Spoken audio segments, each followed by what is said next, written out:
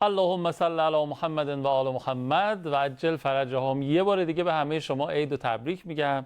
چقدر لذت بخش و شیرین و دلچسبه امشب و فردا برای کسی که موفق شده کل ماه مبارک رو روزه گرفته، قرآن خونده، دعا خونده، سحرخیز بوده، شبای قدر رو قشنگ پروپیمون درست درمون استفاده کرده، عمرش رو به بتالت نگذرونده در ماه مبارک و الان حسابی صفا میکنه، کیف میکنه که خدا رو شکرت که من تونستم طاعت و بندگی تو رو به جا بیارم و چه حس خوشایندی دلپذیرتر از این که آدم شب عید واقعا توی همچین احوالی باشه.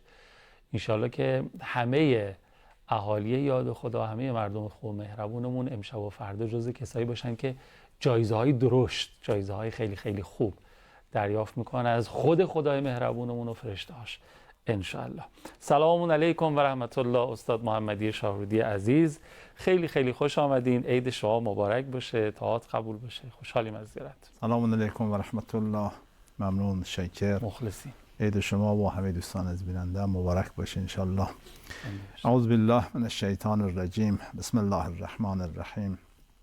الحمد لله رب العالمین و صلی الله علی سیدنا محمد و آله الطاهرین. عرض سلام و ارادت دارم خدمت دوستان عزیز بیننده و آرزوی سلامتی، طول عمر، توفیقات روزافزون، آرزوی قبولی طاعات، عبادات این 6 ماه رو انشالله خدا قبول کنه ازشون. خب الان دیگه ما فردا که میشه همه به هم میرسن، کسانی که بدون عذر روزهاشون رو خوردن و روزه نگرفتن، خب با اونش که گرفتن فرقی نمیکنن، فردا به هم میرسن. دنیا آخرت هم همینه، مثل قیامت واقعا. آره، اونایی که تو دنیا واسهشون انجام نمیدن، ببین بهانه که کی رفته کی اومده، از کجا که معادی باشه، از کجا که خبری باشه، از دو حال خارج نیست. یا هست که ما یقین داریم که هست، یا نیست که ما یقین داریم که این غلطه. اگر نباشه خب ما با اونا مساوی هستیم دیگه، چون فردا همه با هم مساوی میشیم.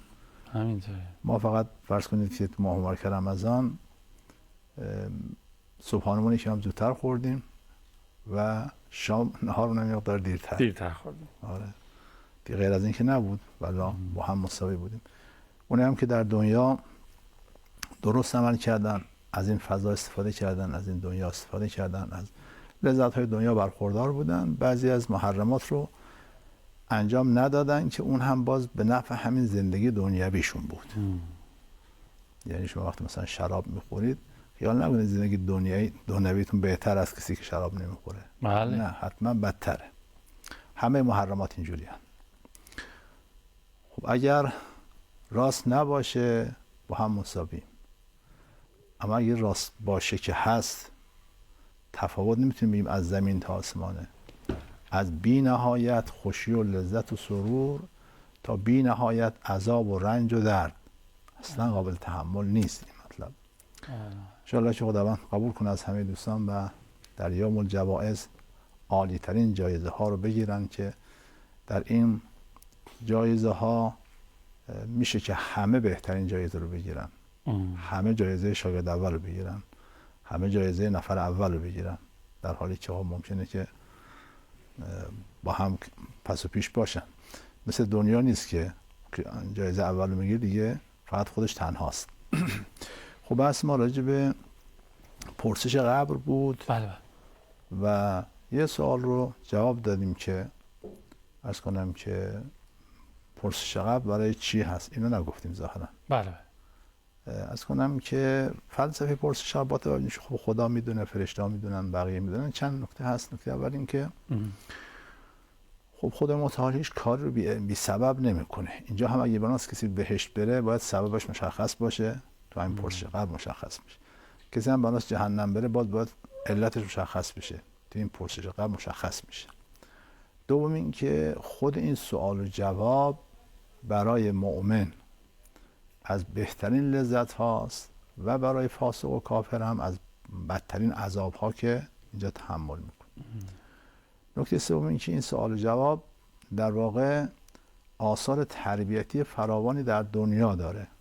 کسان در دنیا حسابش رو درست بکنه، مبدا رو بشناسه، مقصد رو بشناسه و درست حرکت کنه، بدونه که سوال جوابی هست و اونجا حساب و کتابی هست. این هم خیلی مؤثر هست که انسان اون آثار تربیتی سوال و جواب هم بسیار مؤثر هست. سوال دیگه که راجع به پرسش قبل وجود داره اینه که پرسشگرها کیا هستن.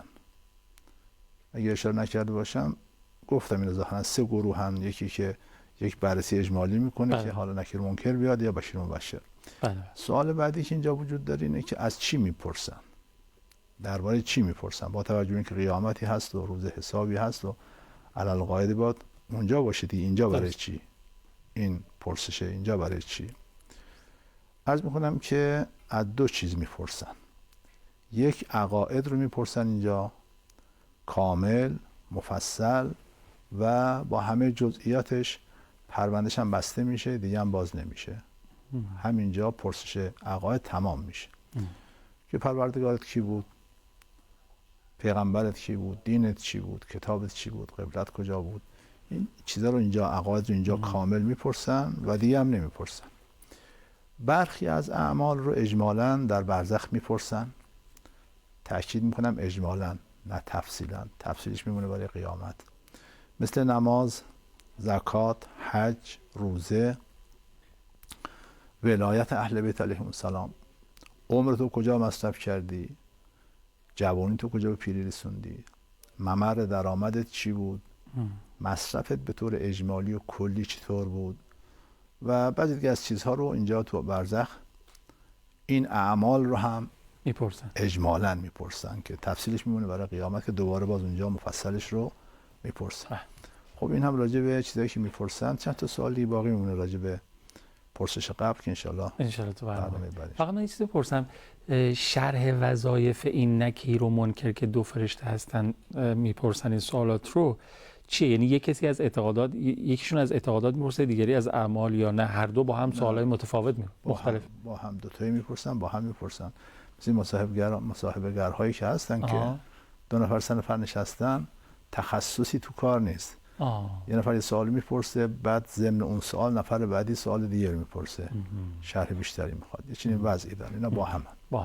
خیلی ممنونم استاد، دست شما در نکنه. یه فاصله بگیریم و برگردیم و دیگه خیلی‌ها نگران ای بابا شبای آخر شد اینا هنوز سوالای ما رو نپرسیدن، ان شاءالله قسمت بشه سوالای شما رو.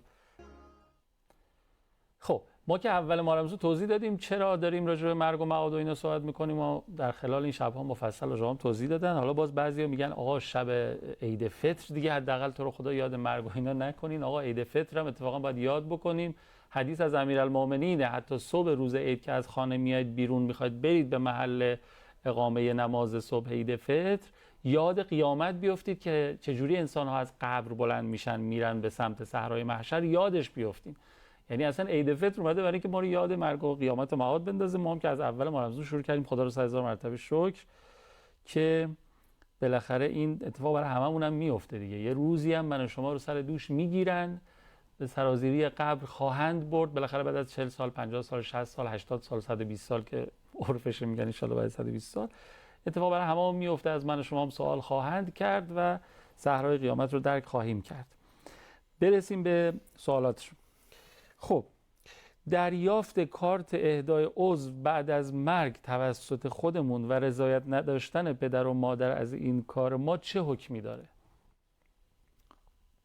مثلا این البته باید از مرجع تحقیق خودشون بپرسن چون اختلاف نظر هست، ولی به اختیار خودشه. اگه انسان خودش در زمان حیات خودش آنچه مال خودش هست به هر شکلی که بخواد اون رو مصرف کرده باشه، دیگری نمیتونه. مثلا فرض کنید که پدر یا مادر بخوان اموالشون رو به یک شخص خاصی ببخشن، ورثه مثلا فرزندان نمیتونن بگن چرا پدر ما این کارو کرده. بله، برای بعد از مرگ به اندازه ثلث فقط نافذه.